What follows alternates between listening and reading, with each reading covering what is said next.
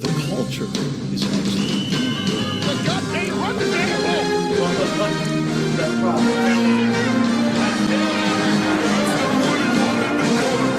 Calling both games. The Browns are taking all of the L's. Cincy is allowed to flex on them. The goddamn Bengals. That was their opportunity they stole. And Cleveland will need to fortify further for any chance. Even if it involves taking on Amari Cooper thanks to Dallas having a fire sale. Only for a day 3 pick who says no. David Njoku has been brought back under the franchise tag, but Berea is restless. They know that Baker Mayfield isn't going to be the man to take them anywhere. To be fair, I will give Baker some sympathy. He should have never been playing with the injury he had. It fucked with his mechanics and it fucked with his value to both the team and the league. Cleveland does not care for such frivolities. They want an adult at QB. Baker is a child.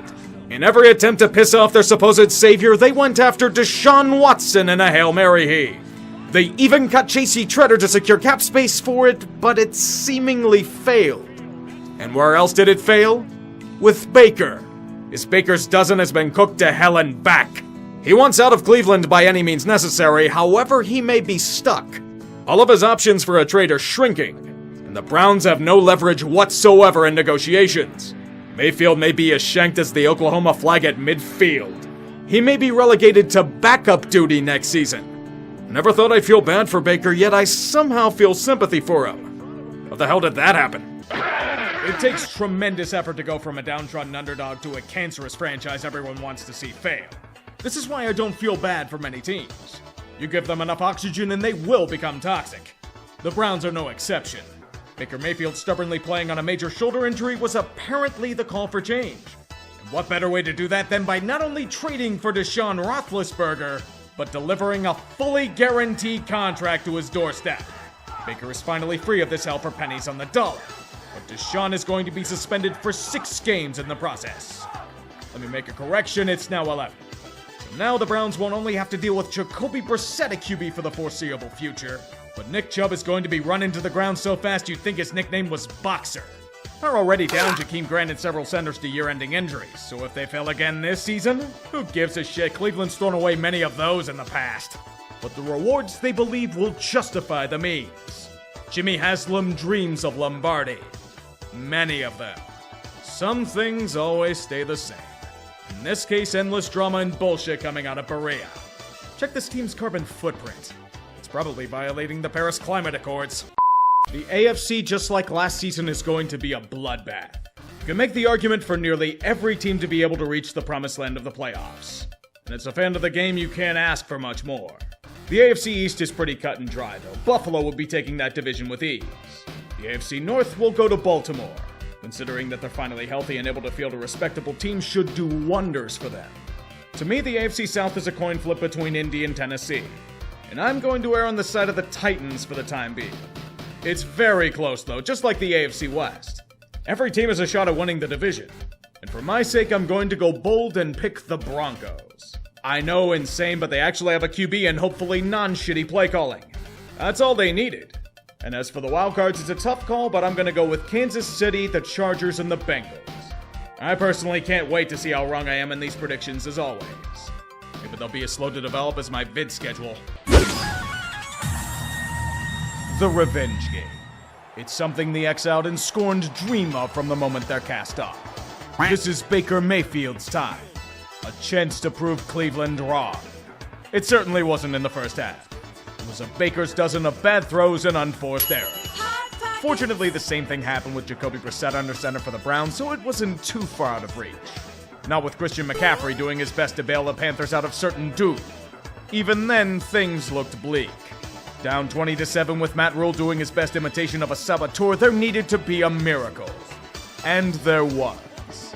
Baker began to flash the talent that made him a #1 pick and savior of Cleveland, leading the Panthers on an impressive drive, then skying a deep ball perfectly to Robbie Anderson. With Carolina's defense holding firm, Baker Mayfield and Christian McCaffrey dragged this sad batch to something thought impossible mere minutes ago. A lead. Not only if the defense could stop taking penalties and giving up yardage, I'd say a win's assured. But the Browns need to kick a 58-yard field goal with a rookie. Trial by fire, kid. To try to win the game. The kick. Oh, look at Davis, and Cade York wins it for Cleveland. Revenge is best served with a dagger from Cade York. Baker will not get his comeuppance. Despite playing like absolute shit for most of the game, Cleveland escapes from Matt Rule's basic bitch trap with some sticky tape, a missed call, and a steel leg. If I were you, Browns, run. You stole this one and you know it. And don't forget to send Rule a gift card to Starbucks or something. Cleveland, this should be a gimme game for you. You're playing the New York Jets at home. They're starting Joe Flacco again. The Jets are very young and out of sorts after being crushed by the Ravens. Oh no, Robert Saleh is keeping receipts of the haters. I'm so scared of being forced to eat shit. All you have to do is give the ball to Nick Chubb about 50 times. I know you're worried about running him ragged before Deshaun gets back, but you need wins. It doesn't matter how ugly they are, you just need that number to keep going up. There's no worry on that end. Chubb's a beast. Results are crystal clear against this bottom feeder. Cleveland is up by 13 with less than 2 minutes left. The Jets have no timeouts. You could even miss the extra point, that's fine. The Browns aren't that pathetic anymore. Jets offensive line holding up well there. Flacco wide open. It's Davis. Davis waltzes in for the touchdown. You seriously had nobody covering over the top? Can you at least recover the onside kick? Trying to convert. Then his onside kick. He goes near side of the field. Who's got it? It's still loose. I think And the the Jets Jets. Oh, it's one of these games, ain't it, Cleveland? You aren't satisfied with just breaking hearts. You want to crush them while they watch. Flacco over the middle. It's caught. Touchdown. Garrett Wilson. Are you shitting me? You'd think Joe Woods would call something besides soft zone with less than 2 minutes left. I saw more defensive resistance at the fucking Capitol building. They made Joe Flacco look elite in 2022. This isn't a standard choke. This is divine retribution. The Browns thought themselves mightier than the gods and forced Goliath to take a small rock right between the eyes. You know why this is? Explain, Cleveland. What the fuck is this bullshit? Don't give me this, oh, it's only a small percentage of fan shit. You pigeonholed all of us when Big Ben was a piece of shit. I'll do the same to you. Know what this equals? Lolcow of the week. Congratulations. You made Pittsburghers feel less shitty about their awful loss. You know, Billy, we blew it. If it were up to me, I would give both of these teams losses before the opening kickoff. However, that isn't able to happen, so we get this version of football hell. The question was such: who was going to lose this game? Joe Woods' porous defense or Matt Canada's bagged milk offense? Shockingly, there was some semblance of scoring in this game. It was truly incredible, but both teams kept looking behind themselves in the fear of blowing everything. Don't worry, Cleveland, you're playing the Steelers without TJ Watt. This rendition is puke held back by stubbornness and tradition. Nick Chubb and Jacoby Brissett played great games, and that's all they needed to win. Pittsburgh's game plan has been get bailed out by high-end talent for about a decade. It didn't happen here. As a result, Cleveland pulls away, despite making countless mistakes a real team would take advantage of. People in that city really think Canada's getting fired or Pickett's gonna start? These are the Steelers. They won't do a damn thing about it until February, when contracts conveniently expire. Like it would matter with this team anyway. Myles Garrett may be a hell of a player, but this past week showed us all the frailty of everything around us. Shortly after leaving practice on Monday, Garrett swerved to avoid an animal on a roadway, overcorrected, and his Porsche 911 rolled over multiple times.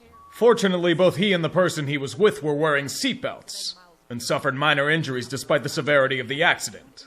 To be frank, Garrett and the passenger are lucky to be alive.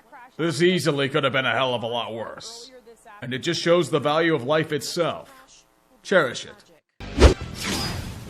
On the surface, this should be an easy win for Cleveland. Against a rebuilding Falcons group, the day they win is the day they'll throw to Kyle Pitts. However, deep down, it's closer than it looks. Injuries are wrecking the Browns. Myles Garrett and Jadeveon Clowney are out. Their pass rush is decimated. Although I wouldn't worry about defense if I were Cleveland.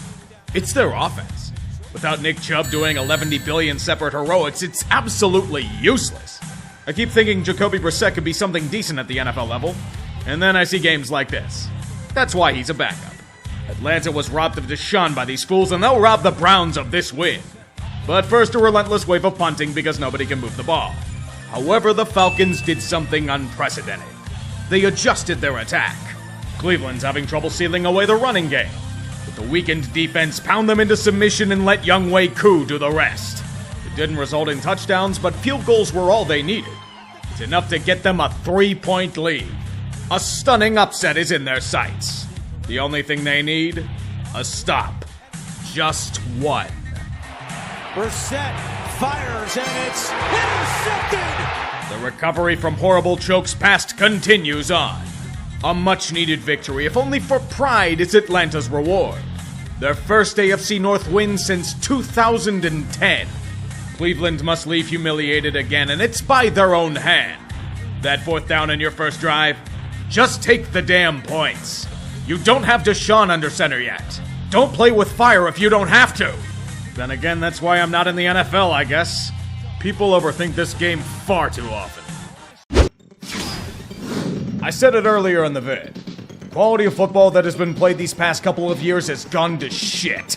Players don't practice, coaches overthink every damn situation. It's more about trying to develop a brand instead of focus on the team. The fact that the Chargers and Browns are considered two of the better groups in the AFC this year with how they played? This game showed us why. Cleveland may jump out to an early 2-score lead, but these are the Chargers they're facing. They can wipe their ass in the amount of time it takes to tie the game back up. Thus results in a duel between Justin Herbert and Jacoby Brissett? Okay then. Neither team can stop the other's rushing attack. Nick Chubb and Austin Eckler are running relentlessly across these sad defenses for big days. I thought the Chargers tried everything to fix their run defense. Oh well. If Cleveland wouldn't be complete fucking idiots, I would say they'd have a good chance at winning this game. I'm glaring right at Jacoby Brissett. How long have you been in this league? Why did you make that throw? Fortunately for him, Brandon Staley is even more of an idiot who doesn't know when to quit. Going for it on 4th and 2 at your own 45? With a minute left in the game? You fucking moron! Even if you converted it, I'd be ripping you! This is the shit you do in their field goal range, not yours! Just because Cleveland did it earlier doesn't mean you copied their homework. Jesus Christ. The Browns aren't doing shit with the ball, but they're still in field goal range to confirm your chargering. Staley, you got real fucking lucky. If Cleveland didn't enjoy self-destructing, you would have been an instant lolcow of the week. Sadly, you're not punished for idiocy and move on. I'm on to you. The hoodie never shows mercy to the homeland that scorned him. It may have been years since the event. It may not even be the same damn team. He does not care. The Browns must suffer for their transgressions. Ramondre Stevenson will lead the way. And his Mac Jones cloning machine is working wonders for his offense. He will call this quarterback Bailey Zappi, a man who is as composed and efficient as a seasoned veteran against Cleveland. In Belichick's presence, the Browns will look like amateurs. Jacoby Brissett will solidify his role as a backup, and the entirety of the city still wants Joe Woods drawn and quartered. All the Browns have to do is keep around 500 for when Deshaun comes back, and they're still having trouble doing it. Nothing but embarrassing loss after embarrassing loss to complement the risk. As Cleveland is burned to the ground, Belichick also receives another trinket for his collection, tying George Halas for the second most wins in NFL history. Here we see two teams that do everything in their power to lose football games. At least Cleveland can pretend that Deshaun Watson is somehow going to fix every single issue they have. What about the Ravens? Every issue they've inflicted upon themselves has popped up week after week after week. They'll struggle on offense for long periods of time only to be bailed out by endless MacGuffins. Splash plays, automatic field goals by Justin Tucker, you name it. Their opponent will fail to take advantage of their weakness, mainly with Jacoby Brissett being Jacoby Brissett. And then the ultimate sin. Another double-digit lead. We already know what happens to Baltimore here. The defense keeps bending in critical spots to give up points. Surprisingly, the Ravens' offense didn't completely shut down this time. Justin Tucker automatically gave them 3 points.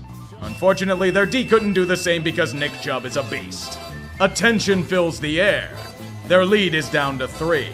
I'd argue Justice Hill is the same, but oh, look at that, another critical fumble because ball control isn't a thing these days. With Cleveland charging forward, only one thing can save Baltimore. The hex of Art Modell. This alleged touchdown to Amari Cooper? Not eligible. Offensive pass interference on a push-off. That penalty is questionable enough, but the first field goal attempt was called for a false start on the long snapper?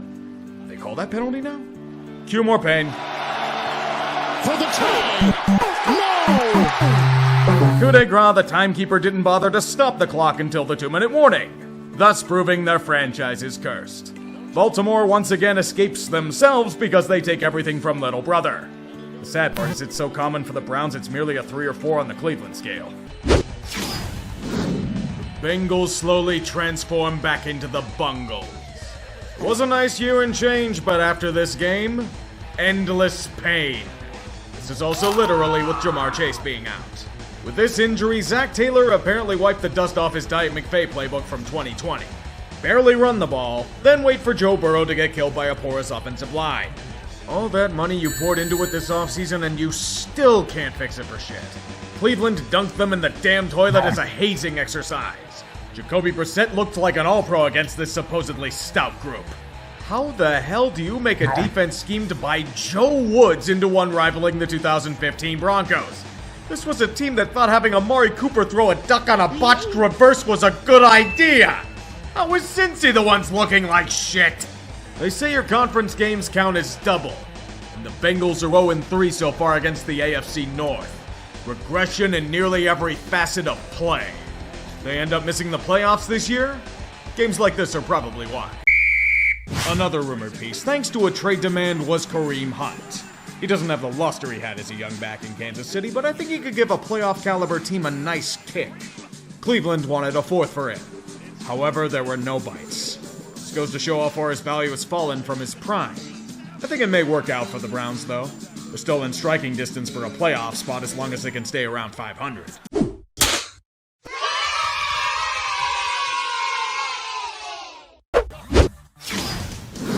Finally have some damn predictability in this league.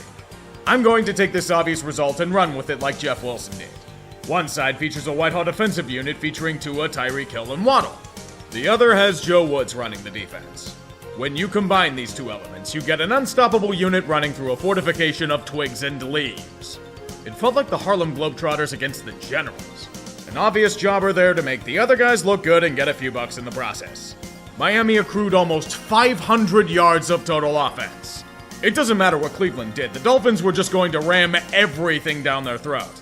Since they've gotten Tua back, they're riding a 4-game win streak and they've reclaimed possession of the AFC East. This is the potential they flashed on multiple occasions. If this keeps up, who the hell stops them? Besides themselves, of course. We were robbed.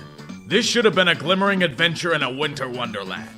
Buffalo had over 6 feet of snow pelted over the span of 4 days. The mother load was upon us. But then the NFL suddenly decided to care about player and fan safety. They punished both teams by sending them to a dystopian hellscape where all hope dies. Detroit. Even as Buffalo was buried by snow, over 50,000 Bills fans traveled by snowmobile to Ford Field. They saw their team rebound to 4. The asterisk is that it's against the Browns, but as long as you can get off the schneid, you'll take it. I'm more concerned over the fact that Josh Allen's elbow seems to be significantly impacting his throws, but it is a win. The offense dominated, and it should have been even uglier. If Buffalo could in any way cover Amari Cooper. There were a bunch of red flags for the Bills, but it was only a 1-score game due to garbage time. Speaking of garbage, Deshaun Watson's practicing with the Browns again. He'll be back in 2 weeks. Ironically against his old team. How convenient. Kind of like the Bills playing here again on Turkey Day. Don't go too far, boys. Cleveland really thought Deshaun Watson was going to solve every single problem their team had before the year. You want to know something? He's not. Jacoby Brissett's been performing rather admirably in backup duty. But what about this defense? No man should have to suffer through a Joe Woods unit. Should be taken out to the woods and shot for its own good. This game would be wise to follow suit. After a quick barrage of points, all of Cleveland goes to a standstill. Time passes, yet nothing happens. Merely whatever is supposed to pass for offense in this day and age. Whether that be due to severe injuries or sheer ineptitude, I'll leave to the beholder. Tom Brady somehow managed to will this rotting corpse to the end zone. There is no more influence from a higher power after this. All offense ceases to exist. If it's not punted away, it's booted on a gimme pass. By Amari Cooper? Somewhere Jerry Jones is rubbing out a fast one. Tampa Bay can't capitalize thanks to their shitty everything on offense, which gives Cleveland some semblance of hope. They push, but time is running short. The Bucs defense is stout in the red zone. 4th and 10 is impending. There's only one thing that will save the Browns from destruction. 4th and 10. Brissett throws back in the end zone. What a catch! One of the rare instances of David Njoku utilizing his immense talent. And it came at the right time. Unlike Todd Bowles and his clock management, you have multiple timeouts, yet don't use them as Tom Brady throws a nice ball to get to midfield? You pissed away 20 seconds with that bullshit because overtime's just too nice. Too bad it wasn't. The Bucs are also cursed with Byron Leftwich calling for a loss to the goddamn Browns. Thanks to more self-inflicted wounds, Tampa Bay now has a sub-500 record to lead the New Age tank division. Cleveland gets false hope aplenty, especially since Deshaun's coming back next week. They may be long shots to make the playoffs, but a match against Houston always guarantees a win. It's gonna be a win, right? He's back! Deshaun Watson has taken the mantle of the AFC North's most loathed QB. And we'll all forget about it when he has a wife and children as a PR move in 3 years' time. His first game back was like him coming out of the womb, covered in placenta and freezing from repeated exposure to the elements.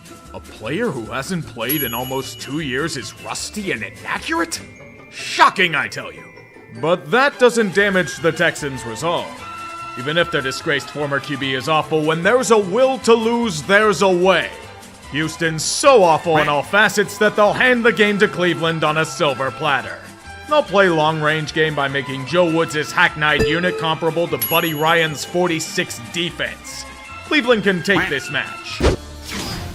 Battle of Ohio is one full of bragging rights. Cleveland and Cincinnati ready to kill each other as Columbus just chucks Buckeyes around the state. I would invest in a missile defense system if I were in that city.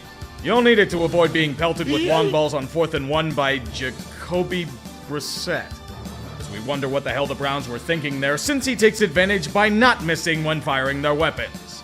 It wasn't the prettiest game in the world, and there's probably a shit ton of nuclear fallout to manage in the aftermath, but the Bengals do what they need to do.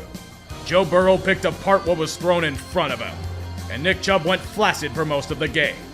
It's all you can do. Beat your rivals convincingly and keep pace with Baltimore. That team keeps getting lucky. The playoff push is reaching its final stages. Only one spot has been clinched by Philadelphia, but 4 weeks remain. In the AFC, it's wide open. Buffalo currently has #1 seed, but Kansas City is close behind, if only because of a head-to-head loss with the Bills. Baltimore currently has the AFC North lead in the 3rd spot, and Tennessee has a loosening grip of the caboose division in the AFC South.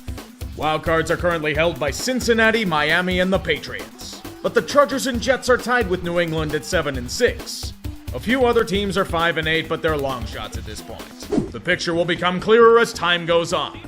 And as we all know, there's only one rule to follow. Don't get eliminated! Call this revenge for Art Modell. And maybe Will Hill. The Ravens' offense has had all the potency of rotting cheese for the past month, and their failure to thrive cost them in Cleveland. If you were to tell me that a rushing attack that got almost 200 yards on the ground against one of the worst run defenses in the league, in a game they needed to win to have any chance to win the AFC North, what the fuck do Harbaugh and Roman do? Emphasize the passing game in key situations. With imitation Lamar? Baltimore overthought themselves yet again. They were so bad that Justin Tucker missed a kick from less than 50 yards. Justin Tucker missed multiple field goals in a game. It was a complete disaster that only emboldens their haters, especially Browns fans. Failure on display that merely reinforces that they cannot be trusted. I've said it once and I'll say it again. Tick, tick, Harbaugh and Roman. If you can't beat a rusty Deshaun Watson, you get no respect from me. Now go and die in a January wildcard game. We've had quite a lot of teams reach playoff land this week, didn't we? It doesn't mean we're anywhere close to settling how things will shake out. The AFC has many spots open to claim. Only Buffalo and Kansas City have clinched, and the Bills still have number 1 seed. Cincinnati overtakes Baltimore for the AFC North lead, as Ravens fans wonder why they keep squandering chances. Tennessee is far past that point. They've lost 4 straight and are in an existential state of dread. And for good reason. Baltimore has sole possession of the first wildcard spot with 9 wins, but it's probably a disappointment to them. Same as Miami, who falls behind the Chargers for the second wildcard spot thanks to losing their matchup with them earlier in the year. The Jets and Patriots both with back-breaking losses are the first teams out with 7 wins. They should be careful. There are a ton of teams with 6 wins, including Jacksonville, who's only a game back of their division lead. This is gonna be quite fucky, isn't it? Everyone left, you know what to say. Don't get eliminated! You know, I think quarterback may have been the least of Cleveland's issues in hindsight. I mean, maybe a hunch, but when the team is colder than the wind chill of -16, buyer's remorse might be on the docket in the near future. When you have a hard time doing anything on the offensive side of the ball, against an aging, injury-prone outfit, barely able to do anything on their own, you need to take a hard look at the mirror and ask what the fuck you're doing. No, we can ignore that team coaching may have severe flaws and the defense is suspect. We just need an elite quarterback that can carry us to victory. Who gives a shit if said QB is incredibly rusty and playing like shit? It doesn't matter when you can't win against the Saints? Really? You're losing to those guys now. This is a friendly reminder that the $230 million man hasn't done a damn thing to win Cleveland a game. Sorry, Browns fans.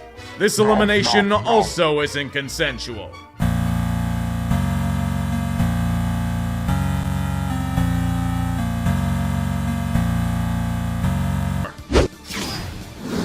Washington has never been known for wise decision-making, but this week may have truly taken the cake. Last week's failure forced a QB conundrum, and Ron Rivera chose to salivate over arm talent. Carson Wentz is back in the saddle. Carson Wentz is starting an absolutely critical matchup where he's going to be relied on to throw the football. What did you expect was going to happen? He shit the goddamn bed. It's the same thing that got him booted out of Indianapolis. We're watching the death of a starting career in real time. At least it better be the end of it.